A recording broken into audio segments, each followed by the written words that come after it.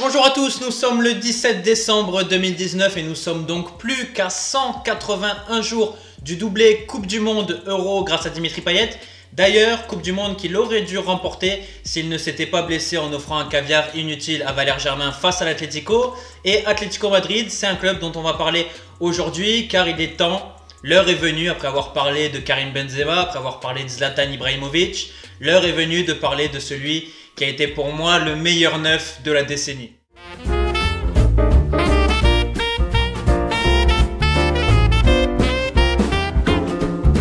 Car oui, c'est bien un joueur passé par l'Atlético Madrid dont on va parler ce soir. Alors ça aurait pu être Diego Forlán, ça aurait pu être Diego Costa. D'ailleurs, il y aura peut-être une vidéo prochainement sur Diego Costa, j'en dis pas plus. Mais c'est bien évidemment del Tigre qu'on va parler aujourd'hui, Falcao. Évidemment, quand il est question de débattre sur le potentiel meilleur neuf de la décennie, on a tendance à parler de Luis Suarez, on a tendance à parler de Lewandowski, on a tendance à parler aussi de Karim Benzema, mais on parle que rarement pour moi de Falcao. Alors bien évidemment, ça s'explique parce qu'on peut considérer que la carrière de Falcao, elle n'a jamais connu le très haut niveau, parce que c'est un joueur qui a très peu connu la Ligue des Champions, qui n'est jamais allé plus haut que Monaco ou l'Atlético Madrid, alors que quand on parle de Karim Benzema, on parle d'un joueur du Real Madrid, quand on parle de Lewandowski, on parle du Bayern Munich, quand on parle de Luis Suarez, on parle du FC Barcelone, donc forcément, on ne pense pas naturellement à Falcao. Et c'est encore plus logique quand on se penche davantage sur la carrière de Falcao, parce que comme on le sait, en 2013, il se fait le genou, et à partir de cette blessure-là, il y a clairement un avant et un après par rapport à cette carrière de Falcao. Mais c'est quand même mon calendrier de l'avant, donc je fais les vidéos que je veux,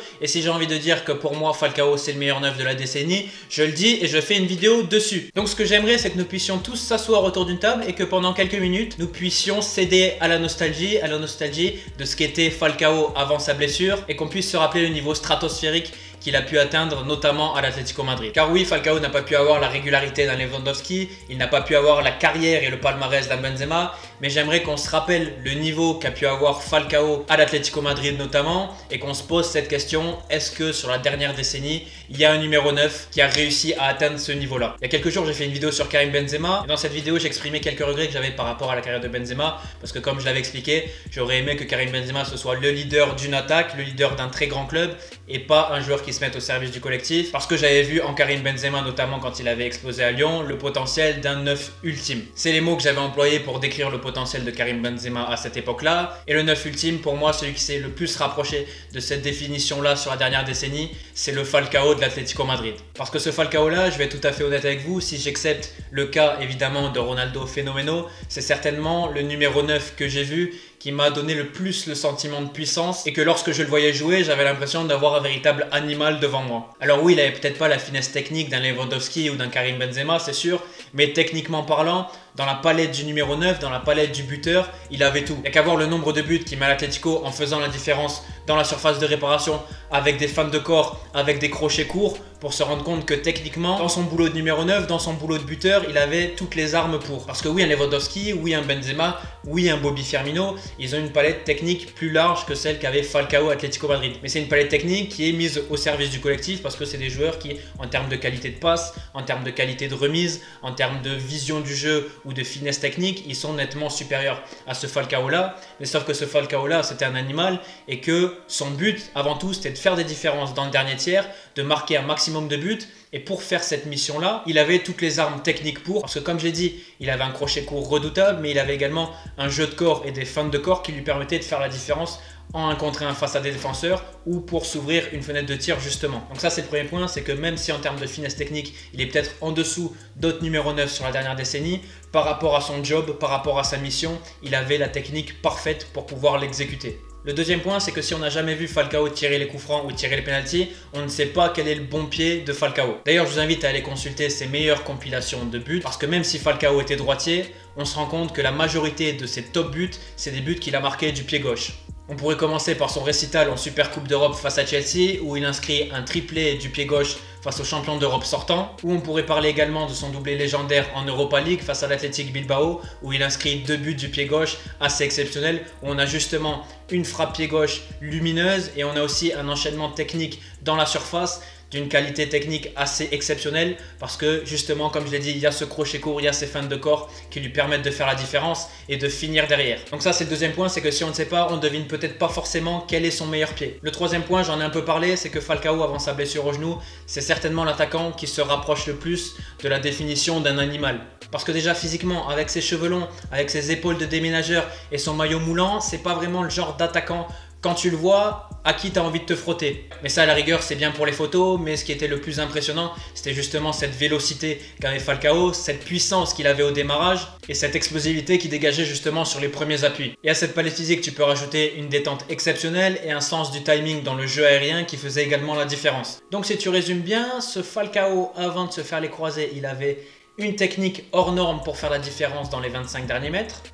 Il avait un pied droit et un pied gauche exceptionnels. Il avait un physique monstrueux, un physique bestial où il sautait très haut, où il allait très vite et où il dégageait beaucoup de puissance. Et en plus, le petit bonus, c'est qu'il avait le chic pour marquer dans les gros matchs. Donc quand tu suis un peu le football et que tu vois une bombe atomique pareille, forcément ça marque les esprits. Et c'est pour ça que moi, personnellement, si j'avais subjectivement à donner mon numéro 9 sur la dernière décennie, je donnerais Falcao. Après, vous l'avez bien compris, je parle de Falcao en termes de niveau brut et en termes d'impression qu'il m'a laissé sur la dernière décennie. Mais si on parle en termes de carrière, si on parle en termes de régularité, forcément il y aura d'autres noms qui viendront avant Falcao. Parce que Falcao, il a eu ce pic-là, puis il s'est fait les croisés. Mais justement, pour prendre conscience un peu plus de la qualité brute de Falcao, ce qui est intéressant, c'est aussi de voir la carrière qu'il arrive à faire après les croisés. Parce que oui, il y a eu des expériences après sa blessure en première ligue qui n'ont pas du tout marché, qui ont même été de gros échecs. Mais il a quand même réalisé une carrière à l'AS Monaco qui a été remarquable. Mais ce qui est intéressant, c'est de voir qu'après ses croisés, c'est un joueur qui a su se réinventer et qui a su faire autre chose. Parce que comme je l'ai dit, avant les croisés, Falcao, c'était un animal qui était capable, dans les 30-35 derniers mètres, de faire la différence parce qu'il avait tout. Il avait la vélocité pour le faire et c'était pas essentiellement un joueur de surface. Mais justement, quand il s'est fait les croisés, forcément, il a perdu énormément physiquement. Il n'a plus eu la même vélocité, il n'a plus eu la même puissance. Donc forcément, il a dû se concentrer sur un nouveau boulot. Et ce nouveau boulot, il était beaucoup plus focalisé sur la surface et sur son rôle de buteur pur. Parce que les différences qu'il arrivait à faire balle au pied par le passé, par sa puissance, par sa vélocité, justement, après cette blessure au genou, c'était beaucoup plus compliqué pour lui. Malgré tout, il a réussi à se réinventer et il est quand même resté un œuf de très haut niveau. Et à la base, quand je voulais faire cette vidéo sur Falcao, j'avais prévu de faire une vidéo sur son but face à Manchester City avec Monaco parce que ce but-là, justement, il est exceptionnel et il démontre à quel point Falcao, en termes de buteur, c'était quelque chose d'hors norme parce que justement, sur ce but-là, on voit toute la finesse technique de Falcao quand il est question de marquer un but parce qu'il y a ce petit piqué du pied droit qui est déposé sous la barre de Caballero et qu'au final, ça dénote avec l'idée de puissance, avec l'idée de vélocité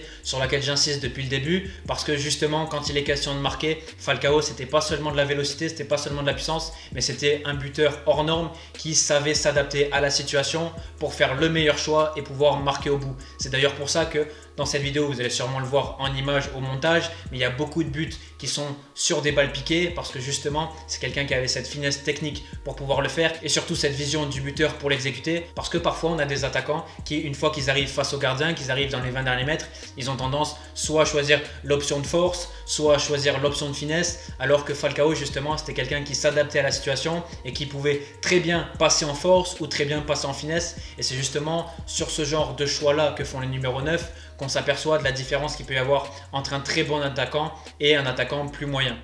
Donc voilà, c'était tout pour ce nouvel épisode du calendrier de l'Avent. Je tenais à faire une vidéo sur Falcao parce que c'est un attaquant qui m'a particulièrement marqué sur la dernière décennie. Et même si j'ai parlé de gâchis avec Zlatan, même si j'ai parlé de déception avec Benzema, pour le coup, Falcao, c'est un vrai gâchis. S'il ne s'était pas fait le genou, surtout à quelques mois de la Coupe du Monde, il aurait certainement pu avoir une carrière et un destin beaucoup plus grand que celui qu'il a eu. Mais malgré tout, malgré cette blessure, il a quand même réussi à perdurer en tant que très bon attaquant à l'échelle mondiale. Et c'était aussi l'occasion de pouvoir montrer que malgré tout, malgré que le fait que Falcao ce soit un tigre, malgré le fait que ce soit un animal et qu'on l'ait connu justement comme une bête physique, sa carrière post-croisée montre justement que c'était beaucoup plus qu'un animal, beaucoup plus qu'un tigre et qu'il avait beaucoup plus que ça dans ses crampons. Donc j'espère que cette vidéo vous aura plu, n'hésitez pas à mettre un pouce bleu sur la vidéo si c'est le cas, à vous abonner à la chaîne si c'est toujours pas fait et à me dire en commentaire justement ce que vous avez pensé de la carrière de Falcao, à me dire également quel est votre but préféré de Falcao sur tous ceux que vous avez vus, sur tous ceux que vous connaissez et on se retrouve dès demain pour une nouvelle vidéo.